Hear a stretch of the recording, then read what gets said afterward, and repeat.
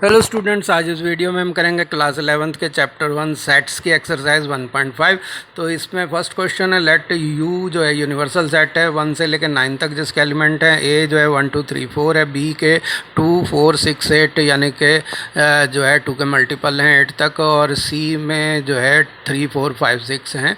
तो हमारे को फर्स्ट जो इसका पार्ट करना है वो ये करना है कि ए का कॉम्प्लीमेंट निकालना है, सेकेंड में बी का कॉम्प्लीमेंट निकालना है, थर्ड में ए यूनियन सी का कॉम्प्लीमेंट निकालना है, और फोर्थ में ए यूनियन बी का कॉम्प्लीमेंट। इसी तरह से फिफ्थ में ए के कॉम्प्लीमेंट का कॉम्प्लीमेंट, और जो है सिक्स्थ में बी माइनस सी का कॉम्प्लीमेंट निकालना है। तो यहाँ पर हमने ए का कॉम्प्लीमेंट निकालने के लिए यूनिवर्सल सेट लिया और उसके अंदर ए जो है एक सेट बनाते हैं।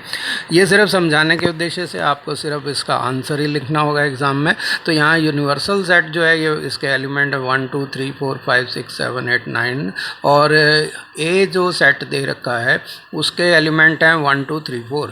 तो यहाँ जो भी एलिमेंट ए में हैं और उसके अलावा जो बचे हुए हैं, मतलब जो यू में एलिमेंट हैं जो बचे हुए हैं जो ए में नहीं है, वो सारे इसके कॉम्प्लीमेंट में आ जाएंगे। तो इस तरह से ये 5 6 7 8 9 जो है ये जो बाहर रह गए ए के, ये ए का कॉम्प्लीमेंट कहलाता है।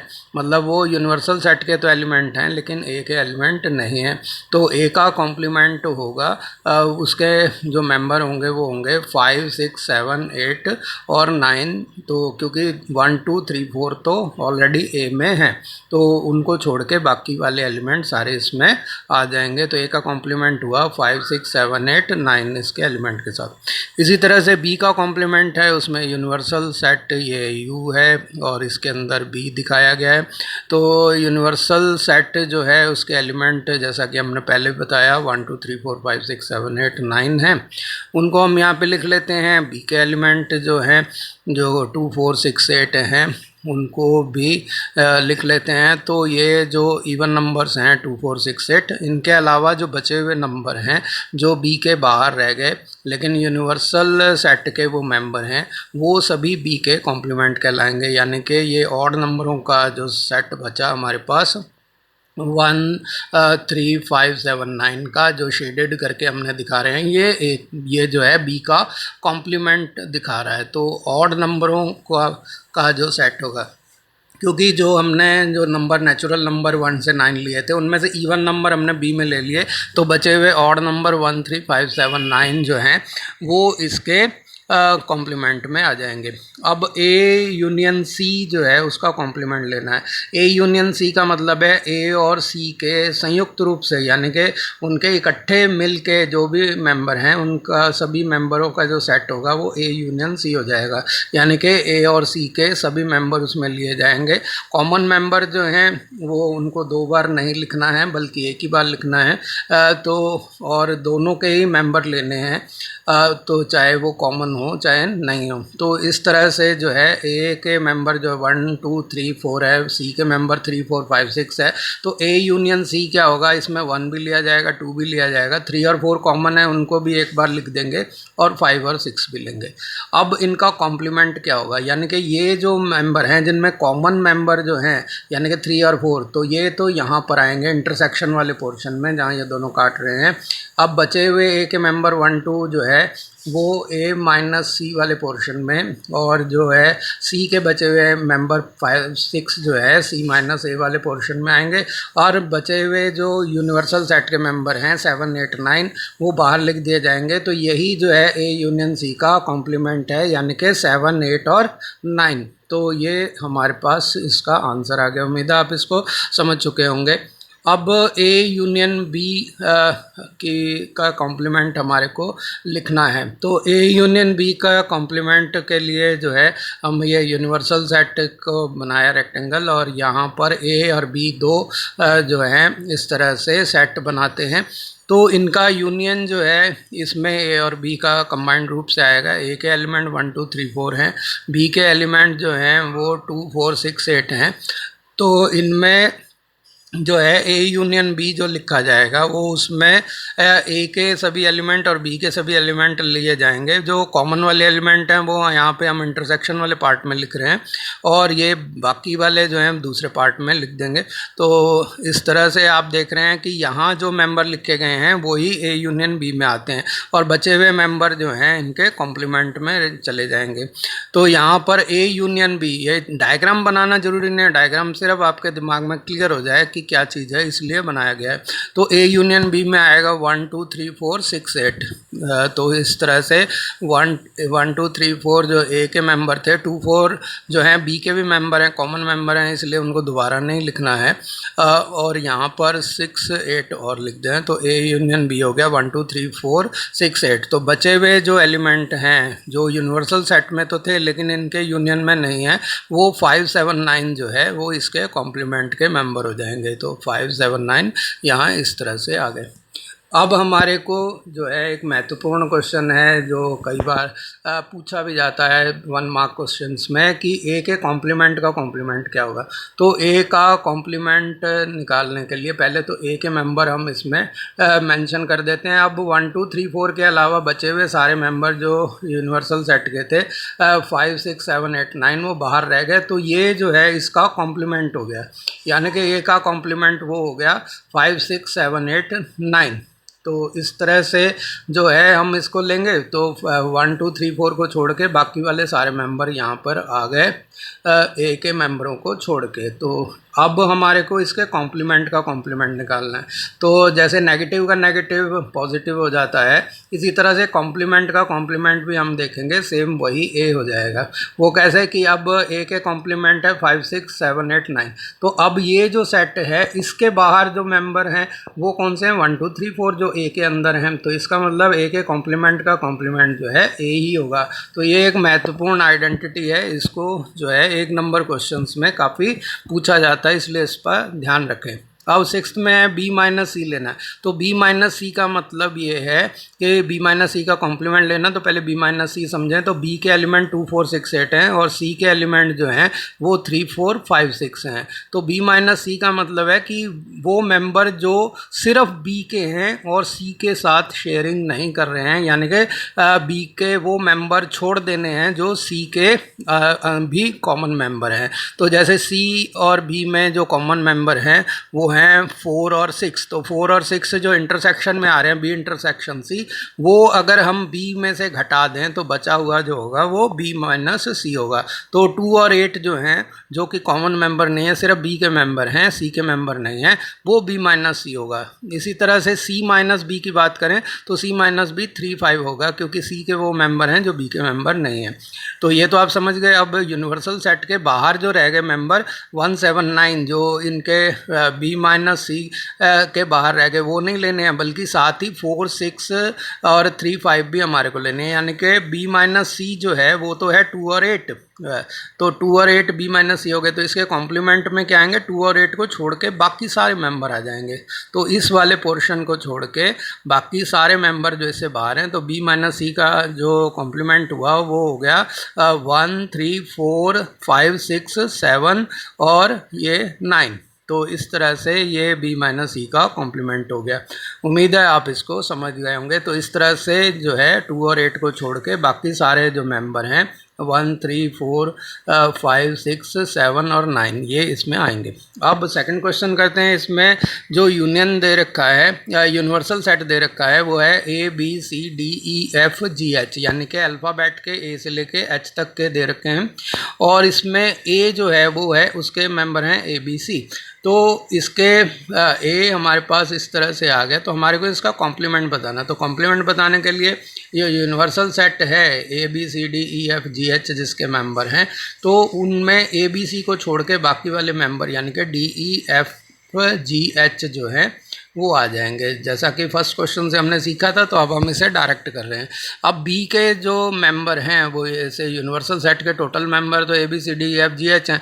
बी के मेंबर जो हैं DEFG हैं, जो बी के अंदर आएंगे। तो जो बाहर रह गए यूनिवर्सल सेट के मेंबर वो हैं ABC और EFG तो आ चुके हैं, H बचा है। तो 4 अंदर हैं, 4 बाहर रह गए। तो ये जो बाहर रह गए हैं बी के, वो क्या हैं, बी का कॉम्प्लीमेंट हैं, यानी कि ABC और H। तो ये जो है बी का कॉम्प्लीमेंट हो गया।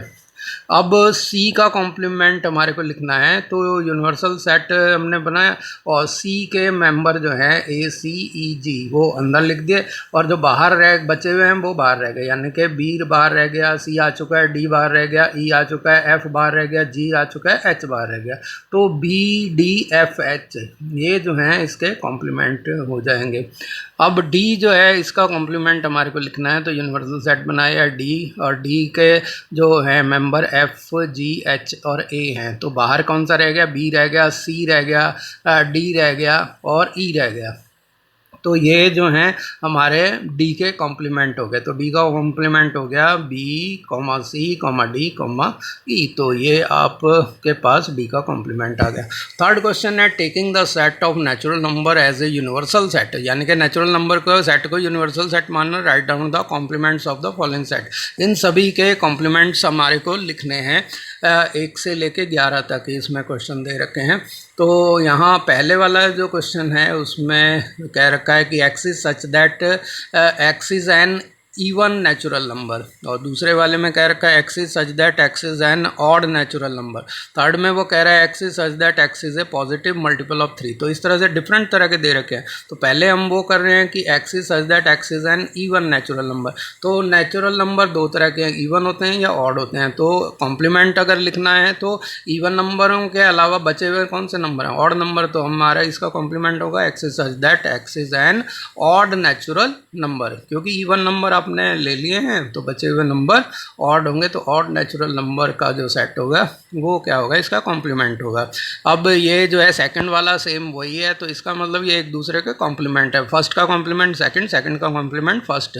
जैसे सेकंड है कि x is such that x is an odd natural number. तो ऑड नेचुरल नंबर आपने ले लिए, तो बाहर की तरफ बचे इवन नेचुरल नंबर। तो इवन नेचुरल नंबर का जो सेट होगा x is such that x is an even natural number, वो आपका कॉम्प्लीमेंट हो गया सेकंड का। तो अब थर्ड है x is a positive multiple of 3, यानी कि नेचुरल नंबर हैं तो वो सारे पॉजिटिव ही होंगे।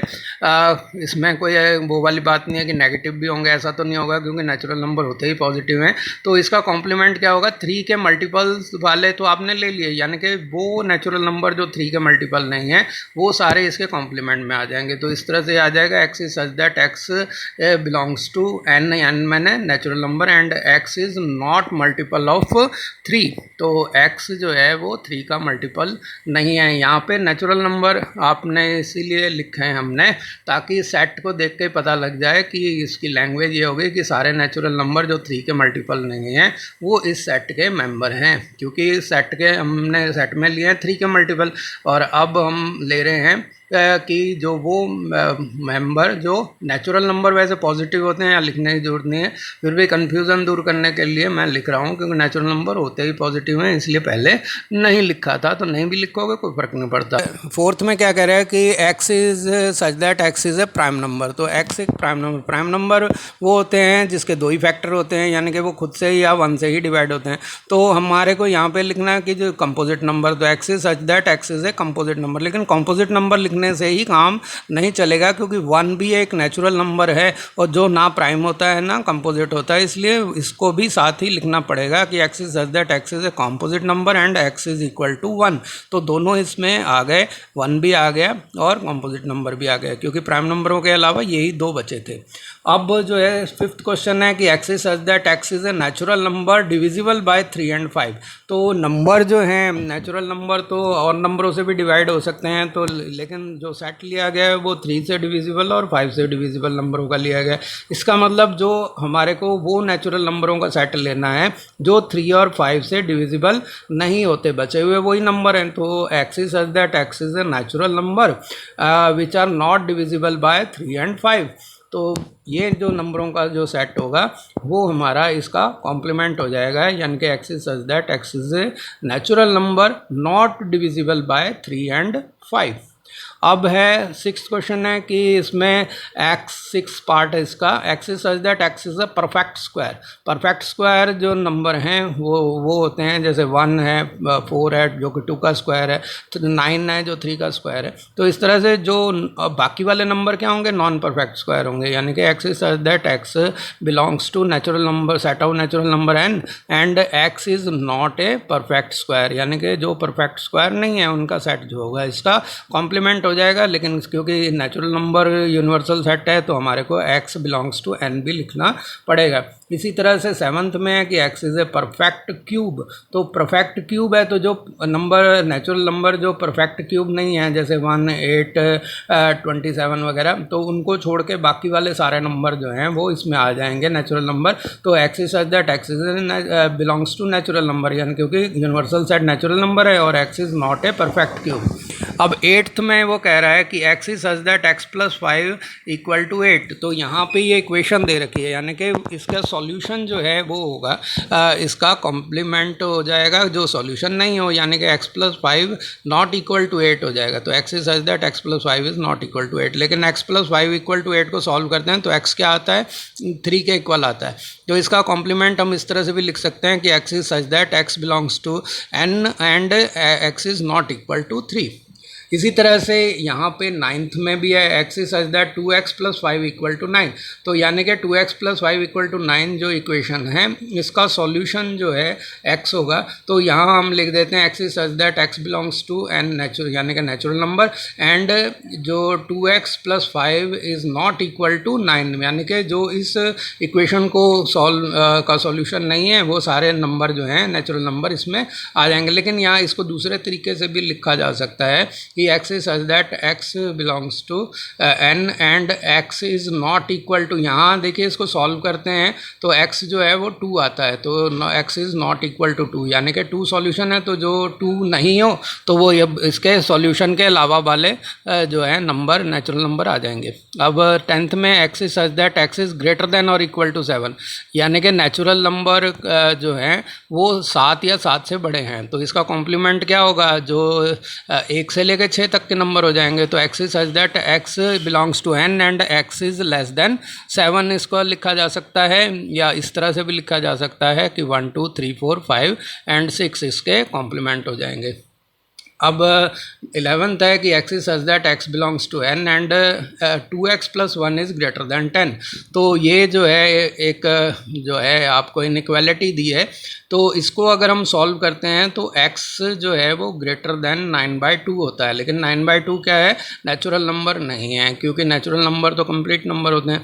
तो हमारे को इसका कॉम्प्लीमेंट कैसे लिखना है, तो उसके लिए x is such that x belongs to n, natural number इतना तो लिखना ही है, साथ ही हमने लिखना है कि x 2x + 1 इज़ वो ग्रेटर देन था, तो यहाँ लेस देन और इक्वल टू बचता है, तो वो लिख देते हैं लेस देन और इक्वल टू 10। या दूसरे तरीके से हम ये भी लिख सकते हैं x is such that x belongs to n and x जो है वो क्या है कि हमारा, क्योंकि n/2 जो है, जैसा मैंने कहा कि n/2 नेचुरल नंबर नहीं है, और लेकिन n/2 से छोटे या बराबर के ना लिखने के बजाय हम नेचुरल नंबर लिख रहे हैं तो हम उसकी जगह 4 लिख सकते हैं।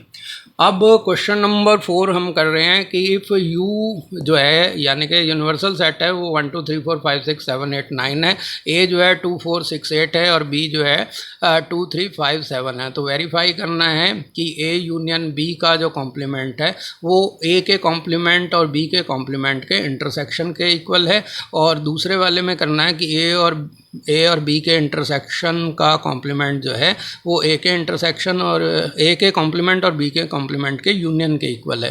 तो यानी कि इंटरसेक्शन का कॉम्प्लीमेंट यूनियन के कॉम्प्लीमेंट के और यूनियन का कॉम्प्लीमेंट इंटरसेक्शन के कॉम्प्लीमेंट के इक्वल होता है। ये एक महत्वपूर्ण जो है रिलेशन है, इसीलिए इसको हम जो है ध्यान से यहाँ करेंगे। तो a हमारे को सेट दे रखा है, उसके इवन नंबरों का है 2 4 6 8 और b जो है वो है 2 3 5 और 7।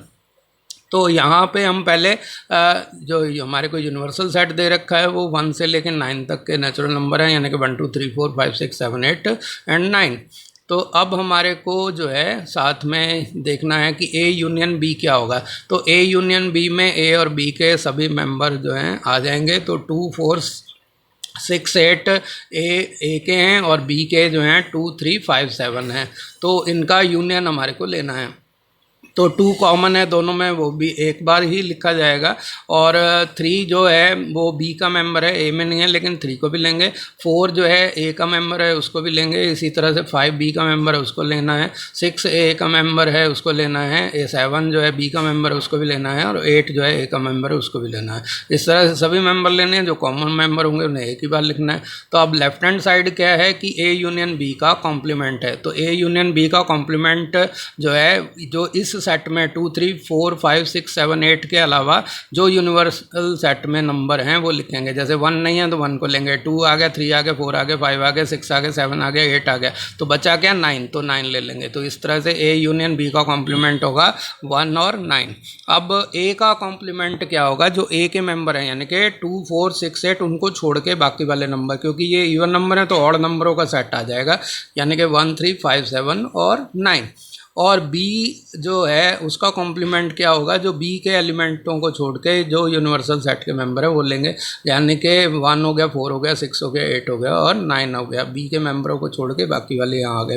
अब इन दोनों का हमारे को क्या लेना है, इंटरसेक्शन, यानी कि कॉमन नंबरों का सेट लेना है। ए के कॉम्प्लीमेंट और बी के कॉम्प्लीमेंट का इंटरसेक्शन लेना है। तो ये जो है राइट हैंड साइड है। तो राइट हैंड साइड जो है हमारी ए इंटरसेक्शन ए के कॉम्प्लीमेंट और बी के कॉम्प्लीमेंट का सेक्शन है। तो यहाँ हम देख रहे हैं कि कॉमन जो लेने हैं वो ए के कॉम्प्लीमेंट यानी कि 1 3 5 7 9 और बी के कॉम्प्लीमेंट 1 4 6 8 9 से लेना है हमारे को। तो यहाँ देख रहे हैं कि ए 1 जो है दोनों में कॉमन है तो इसको भी लेंगे। और 3 ए के कॉम्प्लीमेंट में तो है लेकिन बी में नहीं है। इसी तरह से 5 भी नहीं है और 7 भी नहीं है और 9 जो है दोनों में कॉमन है तो 9 को ले लेते हैं। तो 1,9 जो है वो आ गया इसका, जो कि लेफ्ट हैंड साइड के इक्वल है और यही हमारे को शो भी करना था। तो इस तरह से प्रूव हो गया कि ए यूनियन बी का कॉम्प्लीमेंट जो है ए के कॉम्प्लीमेंट और बी के कॉम्प्लीमेंट के इंटरसेक्शन के इक्वल है। अब जो है दूसरा पार्ट करते हैं। इसमें ए और बी के इंटरसेक्शन का कॉम्प्लीमेंट लेना है। तो ए और बी का इंटरसेक्शन जो है वो इस तरह से होगा कि ए के एलिमेंट यहाँ पे हमने एक ए सेट को लिख दिया और इंटरसेक्शन का साइन लगा के बी के सेट को लिख दिया, यानी कि 2 3 5 7 इस तरह से लिख दिया। अब इनमें देखेंगे कॉमन नंबर कौन से हैं। तो कॉमन मेंबर जो हैं 2 है दोनों में, तो 2 को ले लेंगे। 4 दोनों में नहीं है, छोड़ देंगे। 6 दोनों में नहीं है, छोड़ देंगे। 5 दोनों में नहीं है, छोड़ देंगे। 7 दोनों में नहीं है, छोड़ देंगे। 8 दोनों में नहीं है, छोड़ देंगे। तो खाली यहाँ पे ए इंटरसेक्शन बी आया 2। तो अब इनका कॉम्प्लीमेंट क्या होगा, अब इनका कॉम्प्लीमेंट जो होगा 2 को छोड़ के जो यूनिवर्सल सेट के मेंबर हैं सारे 1 2 3 4 5 6 7 8 9 में से 2 को छोड़ के बाकी सारे आ जाएंगे, यानी कि 1 3 4 5 6 7 8 एंड 9। तो ये इसमें LHS में आ जाएंगे। अब जो है हमारे को ए का कॉम्प्लीमेंट हम पहले ही ले चुके हैं, बी का कॉम्प्लीमेंट पहले ही ले चुके हैं, तो हम डायरेक्ट इनका यूनियन निकाल लेते हैं। तो ए के कॉम्प्लीमेंट जो है वो है हमारे पास 1 3 5 7 9। तो यहाँ पर वो लिख दिया 1 3 5 7 9 लिख दिया और यूनियन बनाया बी के कॉम्प्लीमेंट यानी कि 1 4 6 8 9 के साथ। तो इनको यहाँ लिख देते हैं। तो अब इनका यूनियन लेना है तो इसका मतलब दोनों सेटों के सभी मेंबर लेने हैं, जो कॉमन है उनको एक ही बार लिखना, 1 लिख लेंगे। और इसके अलावा जो है हमारे पास देखेंगे कि 3 लेना है, 4 लेना है, क्योंकि 4 जो है बी के कॉम्प्लीमेंट में, 5 लेना है ए के कॉम्प्लीमेंट में, 6 लेना है बी के कॉम्प्लीमेंट में, 7 लेना है ए के कॉम्प्लीमेंट में, 8 लेना है बी के कॉम्प्लीमेंट में, 9 दोनों में है तो एक ही बार लेना है। तो इस तरह से ये हमारे पास आ गया ए 1 3 4 5 6 7 8 9 जो कि लेफ्ट हैंड साइड के इक्वल आ रहा है। तो इस तरह से हम देख रहे हैं कि ये भी प्रूव हो गया left hand side right hand side के। अब 5th में क्या, draw appropriate Venn diagram for each of the following. तो ए यूनियन बी का कॉम्प्लीमेंट जो है वो हमारे को देखना है। तो ए यूनियन बी का कॉम्प्लीमेंट क्या होगा, तो यहाँ पर ये जो है मान लो एक यूनिवर्सल सेट है और उसके अंदर ये ए है और बी जो है ये दूसरा सेट है। तो ए यूनियन बी जो है ये पूरा इसको शेडेड कर दें तो सर्किल्स के अंदर वाला वाला हिस्सा हो जाएगा। तो इनका कॉम्प्लीमेंट क्या होगा, इन दोनों जो सेटों के बाहर जो बचा हुआ हिस्सा है यूनिवर्सल सेट का, वो सारा ए यूनियन बी का कॉम्प्लीमेंट हो जाएगा। तो इस तरह से जो है हम इसको शो कर सकते हैं।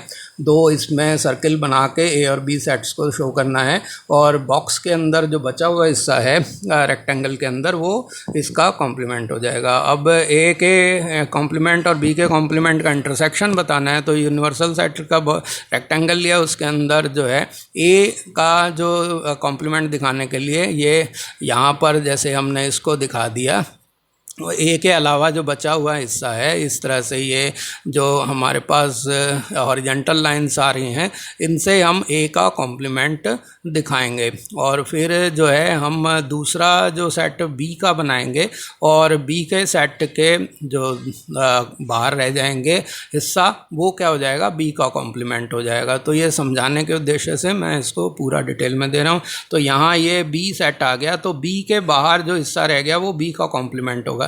तो इसको जो है हम क्या करते हैं, वर्टिकल लाइन से अब शो कर देंगे। तो वर्टिकल लाइन से यहाँ पे ये शो कर रहे हैं, तो ये इस तरह से ये जो है बी के कॉम्प्लीमेंट को बता रहा है, यानी कि बी को छोड़ के बाकी वाला सारा हिस्सा जो है इसके अंदर आ जाएगा। तो ये ए के अंदर वाला हिस्सा भी जो ए माइनस बी है, वो भी इसमें हमारे को लेना है। पहले हम बाहर वाला शेड कर रहे हैं, फिर ए माइनस बी वाला हिस्सा भी शेड कर देंगे।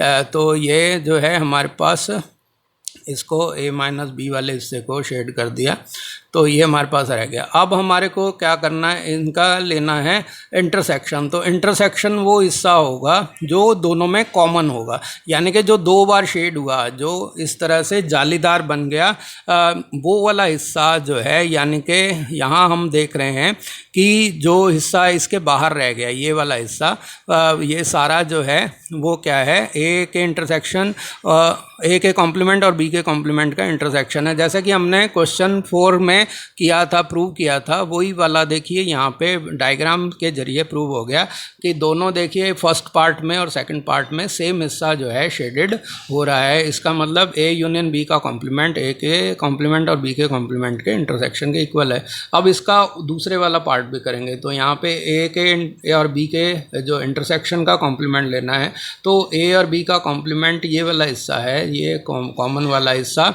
ये है जो ए और बी का इंटरसेक्शन है। तो इसके अलावा जो बचा हुआ सारा हिस्सा है वो क्या हो जाएगा, इनका कॉम्प्लीमेंट हो जाएगा। यानी कि इस बीच वाले हिस्से को, जो इंटरसेक्शन वाला हिस्सा है ए और बी का, उनको छोड़ के यूनिवर्सल सेट जो है पूरा हिस्सा जो है वो हमारे पास जो है इसका थर्ड वाले को का वेन डायग्राम आ गया है। तो इसमें ये सारा हिस्सा जो है हम शेड कर देंगे, ये हमारे पास आया।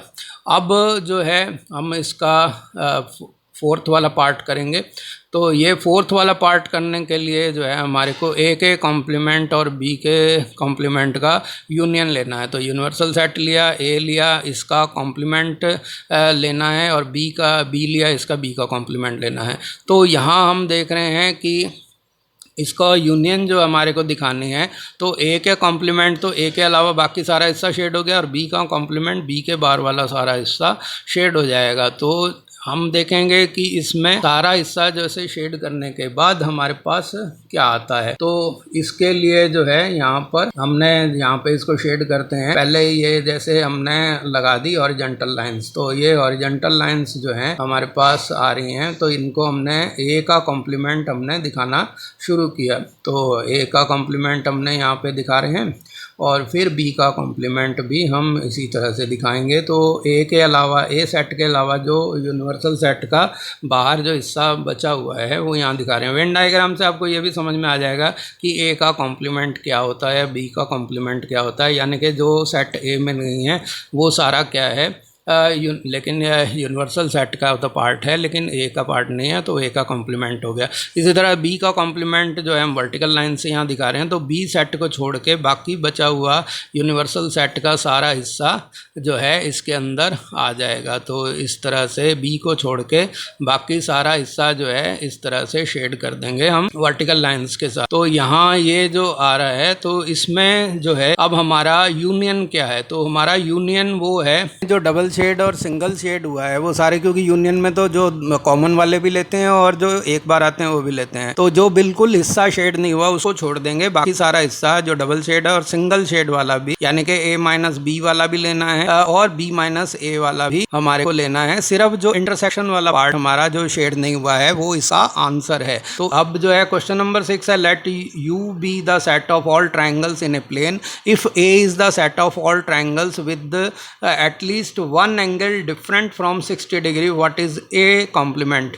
तो हमारे को यहाँ ये यूनिवर्सल सेट है वो सारे ट्राइंगलों का सेट है जो एक प्लेन में है, और A जो है वो ऐसे ट्राइंगलों का सेट है जिसमें कम से कम एक एंगल ऐसा है जो 60 डिग्री का नहीं है, तो 60 डिग्री से डिफरेंट है, तो A का कॉम्प्लीमेंट क्या होगा। तो हमें पता है कि जो इक्विलेटरल ट्रायंगल होता है उसके सभी एंगल जो होते हैं वो 60 डिग्री के होते हैं, तो समबाहु त्रिभुज जिसे कहते हैं हिंदी में, उसके सभी कोण जो हैं 60 डिग्री के होते हैं। तो इसका कॉम्प्लीमेंट यानी कि संपूरक कोण जो होगा वो जो है 60 डिग्री, क्योंकि हमारे पास सेट जो दे रखा है उसके एक एंगल 60 डिग्री का नहीं है, तो इसका मतलब हमारा इसका कॉम्प्लीमेंट वो होगा जिसके सभी एंगल 60 डिग्री के होंगे, और सभी एंगल 60 डिग्री के किसके होते हैं, इक्विलेटरल ट्रायंगल यानी कि समबाहु त्रिभुज के होते हैं। तो इस तरह से ए का complement is the set of all triangles which are equilateral, यानी कि A complement is a set of equilateral triangles. तो ये जो है इसका आंसर होगा। अब क्वेश्चन नंबर 7 है, fill in the blanks of the to make each of the following a true statement. तो यहाँ पे ए और ए के कॉम्प्लीमेंट का यूनियन बताना है। तो ए जो है बीच में और ए का कॉम्प्लीमेंट क्या है, इसके बाहर है, जो बाहर वाला है। अगर हम इनका यूनियन लेंगे तो ये सारा का सारा यूनिवर्सल सेट शेड हो जाएगा, इसका मतलब इसका जो यूनियन हो इसका आंसर होगा यूनिवर्सल सेट होगा। तो इस तरह से हम समझ गए कि इसका जो है यूनिवर्सल, यहाँ डायग्राम बना के आपको क्लियर कर रहा हूँ, एग्जाम में आपको बनाने की ज़रूरत नहीं है। अब ये कह रहा है कि जो नल सेट है फाई उसका कॉम्प्लीमेंट और ए के कॉम्प्लीमेंट का इंटरसेक्शन लेना है। तो एक नल सेट को जो है हम इस तरह से दो खाली जो है ब्रैकेट लगा के दिखाते हैं, यानी कि उसमें कोई एलिमेंट नहीं है। तो इसका नल सेट का कॉम्प्लीमेंट जो है यूनिवर्सल सेट हो गया। अब यूनिवर्सल सेट और ए का इंटरसेक्शन क्या होगा, तो दोनों में कॉमन तो ए ही आएगा, यूनिवर्सल सेट में और ए में ए ही कॉमन आएगा। तो इसका मतलब इसका आंसर जो है, इसको इस तरह से देखिए, समझिए कि ये यूनिवर्सल सेट है और इसमें ये क्या है, ए जो है एक सेट है, और फाई जो है एक ऐसा सेट है जिसका कोई मेंबर नहीं है, यानी कि वो खाली है। तो अगर हम फाई और इसको लेंगे तो यहाँ कॉमन जो है वो हमारे पास आ गया ए, तो इसका आंसर होगा ए। तो यहाँ ब्लैंक में लिखेंगे ए। अब थर्ड है, ए और ए के कॉम्प्लीमेंट का इंटरसेक्शन क्या होगा।